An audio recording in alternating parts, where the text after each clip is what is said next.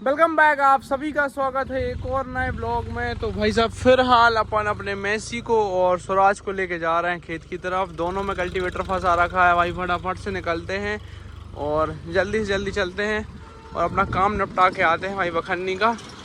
बाकी रोटावेटर चलाने की सोच रहे थे लेकिन बारिश हो गई थोड़ी तो रोटावेटर चल नहीं पाएगा। तो देखो भाई क्या है, अभी मैं सोच रहा था मूंग के खेतों में रोटावेटर चल जाता क्योंकि जो मूंग की फसल अवशेष हैं वो काफ़ी ज़्यादा पड़े हैं।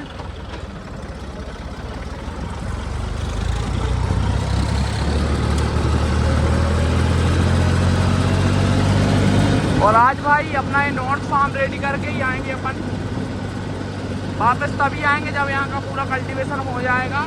दोनों ट्रैक्टर से मुझे लग रहा है क्योंकि आधा अपन ने पहले कर दिया था, आधा परसों किया था, कुछ मैंने कल किया है, थोड़ा सा रह रहा है। तो 12-1 बजे के समथिंग कंप्लीट हो जाएगा। अपन 8 बजे निकल चुके हैं और अपन कंप्लीट करके ही वापस आएंगे ताकि अब सीधी बुआई करने के लिए जाना पड़े नॉर्थ फार्म।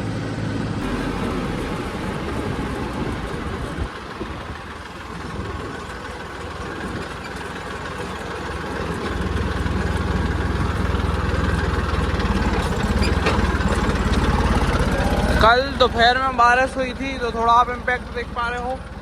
खेत थोड़े गीले हैं भाई। अब देखते हैं भाई कैसा क्या काम बनता है, बनता भी है कि नहीं बनता। क्योंकि हैवी ट्रैक्टर है तो खेत अगर खेत गीला रहेगा तो खेत दबेगा ज़्यादा, कल्टीवेट कम होगा। वैसे मैंने टायरों का पानी आनी तो कल निकलवा दिया है पर फिर भी हैवी है भाई। लो भी मित्रों करता काम स्टार्ट।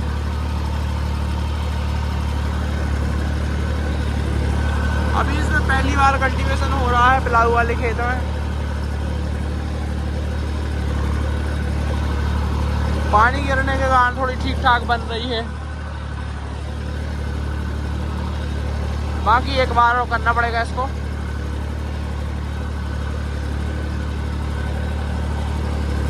अगर अब पानी नहीं गिरेगा तो रोटावेटर चलाएंगे और पानी गिर जाएगा तो फिर कल्टीवेटर ही चलाना पड़ेगा।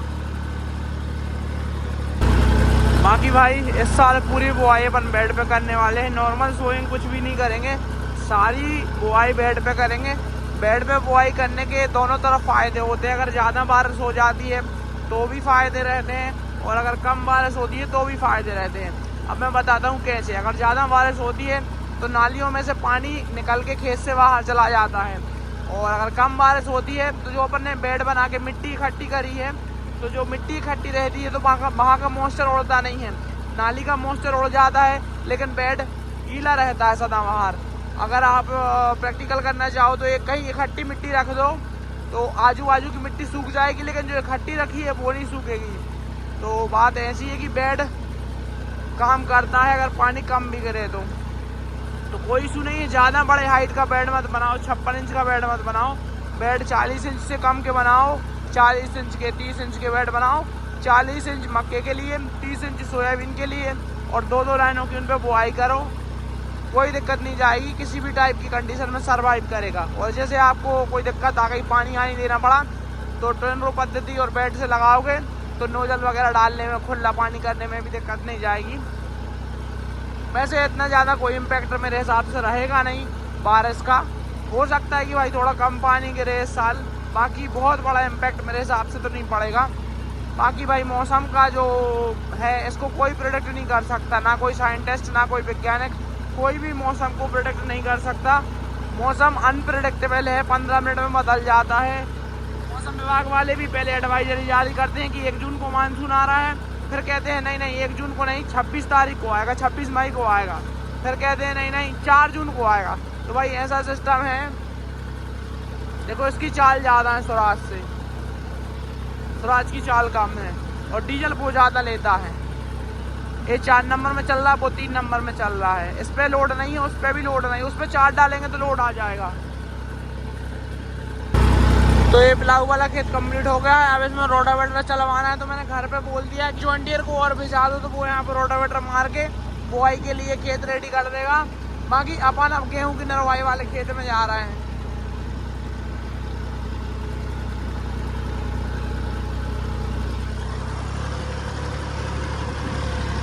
पता नहीं भाई कौन सा सनीचर लगाया है, उस ट्रैक्टर के टायर की हवा निकलने लगी तो उसको भिजा दिया है और जॉन डियर आ गया रोटावेटर चलाने के लिए।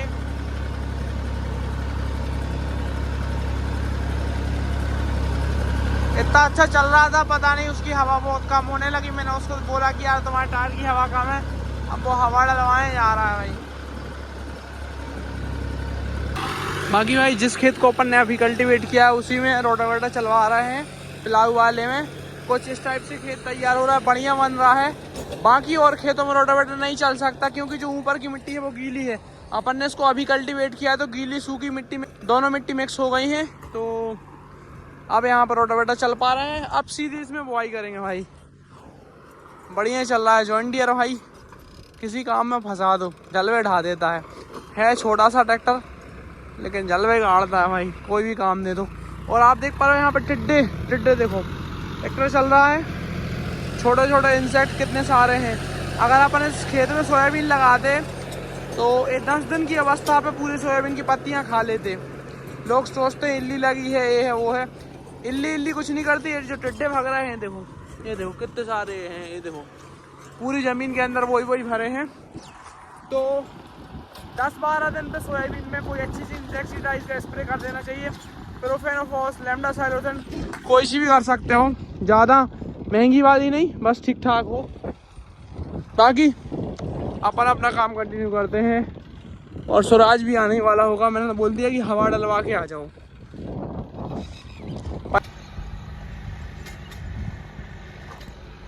बाकी भाई स्वराज भी आ गया है, पंचर ही निकला था इसमें, टायर पंचर हो गया था पीछे वाला।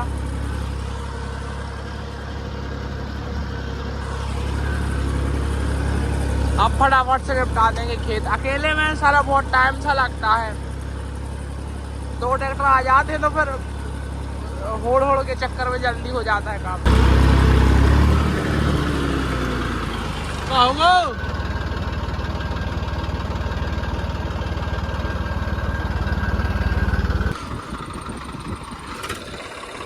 तो भाई साहब अपन ने जोरों शोरों से काम इसलिए लगा दिया है क्योंकि मानसून अब ज़्यादा दूर नहीं है, इसलिए भाई पूरे खेत बिल्कुल टिप टॉप रेडी करके रखो। जब बुआई का टाइम आ जाए तब बुआई कर दो। नड्डी रहे चलन दे तो कोई दिक्कत नहीं, तो फर गया मैं कर ले भी टाइट।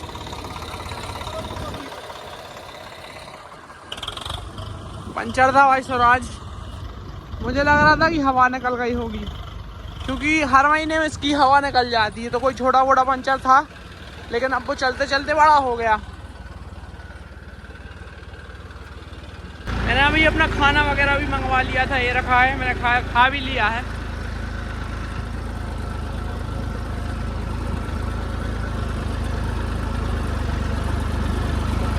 लो जी सर, अब दोपहर में तीनों को खड़ा कर देते हैं।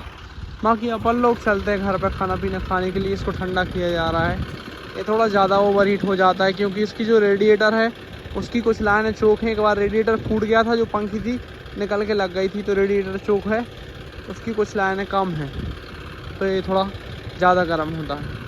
बाकी मैसी भी होता है लेकिन चलता है, कोई दिक्कत नहीं है। तो भाई अपन ने मॉर्निंग हाफ में नॉर्थ फार्म का काम निपटा दिया है, जो भी कल्टीवेशन वगैरह का था। अब बस काम रह रहा है रोटावेटर का, तो वो विमलेश भाई कर रहा है वहीं पे, जॉन डियर चल रहा है वहाँ पे। और अपन भाई साहब निकल रहे हैं। अब थोड़ा इसको देख लेते हैं भाई, ये टूट गया था, चलो बना दिया है अंकित ने।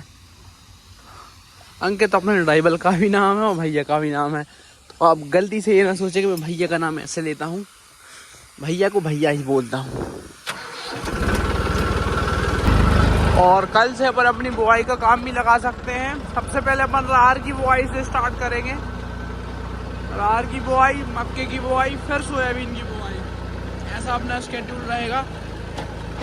तो कल से रार की बुआई, 20 तारीख से मक्के की बुआई और 22-23 तारीख तक सोयाबीन की बुआई।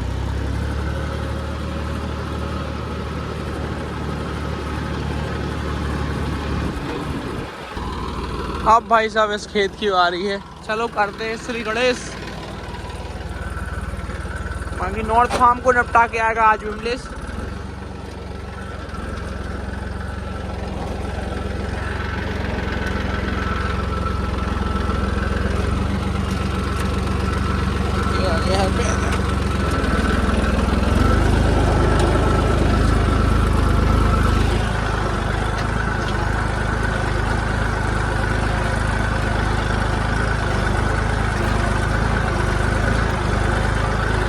तो भाई इस तरफ वाला खेत में पड़ गया है, बीच में थोड़ा सा प्लाऊ था तो वहाँ पे चल रहा है जॉन डियर, वो देखो वो आ गया है। नॉर्थ फार्म का काम निपटा के वहाँ पे दिख रहा होगा आपको। और मुझे कुछ कारण बस वापस घर पे जाना पड़ रहा है। बाकी स्वराज एक खेत निपटा के आएगा और जॉन डियर प्लाऊ वाला निपटा के आएगा। अपन चलते हैं घर पे, आज को। कितना बढ़िया काम कर रहा है भाई रोटावेटर, वो देखो फोन में नहीं दिख रहा, बाकी बहुत बढ़िया काम हो रहा है। वेलकम बैक, आप सभी का स्वागत है एक और नए ब्लॉग में। तो भाई साहब फिलहाल निकल रहे हैं अपन खेत की तरफ। स्वराज जा रहा है वखन्नी करने के लिए, मैं जा रहा हूँ प्लाऊ करने के लिए। कुछ मूंग की जगह ऐसी है जहाँ पे बहुत ज़्यादा कचरा था, तो वहाँ पे अपन प्लाऊ करेंगे। बाकी में तो कल्टीवेशन ही कर रहे हैं। Let's go. और भाई साहब मैं अपना ट्राइपॉड भूल गया। मैं आज एक रील रिकॉर्ड कर रहा था, सोच रहा था कि खेत की बॉर्डर पे फ़ोन रख दूंगा और टाइम लैप्स रिकॉर्ड करूंगा, लेकिन ट्राइपॉड ही भूल गया घर पे। इनको पंजा फंसवा देते हैं। कल पता नहीं अचानक से कैसे ट्रैक्टर पंचर हो गया था भाई। आराम से भैया ना पाँव वाँव मिटा दो हमने। फ्लोइंग अपन स्टार्ट कर दी है। उसके साथ साथ भैया जो मूंग का भूसा है उसको खेत से उठा के लेके आ रहे हैं और एक कोने में डाल रहे हैं ताकि अपन इसका खाद बना सकें।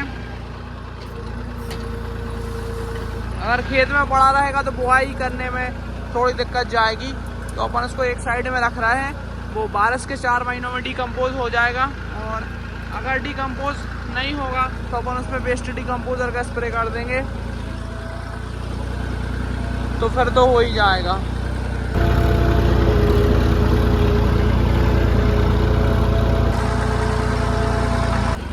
प्लाऊ करते टाइम हमें एक चीज़ का ख्याल रखना होता है कि भाई खेत ऊंचा नीचा ना हो, कि कहीं बेड टाइप के बन जाए पूरे खेत में, तो वो बहुत दिक्कत देते हैं भाई कल्टीवेशन करने में, और पूरा खेत ऊंचा नीचा हो जाता है।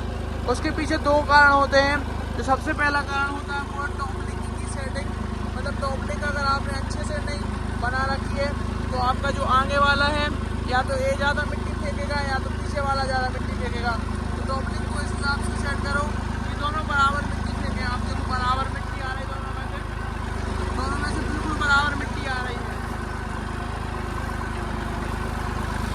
और उसके बाद जो दूसरी सबसे मेन चीज़ है, आपको ट्रैक्टर के टायर को ऐसे करके नहीं चलाना, मतलब ऊपर चढ़ाने की कोशिश नहीं करना। 90% ड्राइवर ये करते हैं, 90% लोग ये करते हैं कि ट्रैक्टर को ऊपर चढ़ाने का ट्राई करते हैं। जब वो ट्रैक्टर को ऊपर चढ़ाने का ट्राई करते हैं तो इधर बेड बनने स्टार्ट हो जाते हैं, क्योंकि ट्रैक्टर तिरछा हो जाता है तो मिट्टी पीछे वाला जो रहता है वो ज़्यादा चढ़ाने लगता है। तो आपको ट्रैक्टर को ऐसे चलाना है, बिल्कुल देखो टायर सीधा चल रहा है, और ऐसा भी नहीं है कि कहीं उस तरफ जा रहा हो। थोड़ा बहुत अगर ज़्यादा जा रहा है तो ऐसे कर सकते हो, ऊपर की तरफ चढ़ा के चलाने की ज़रूरत नहीं है। सीधे टायर करके रखो। देखो कितना बढ़िया चल रहा है।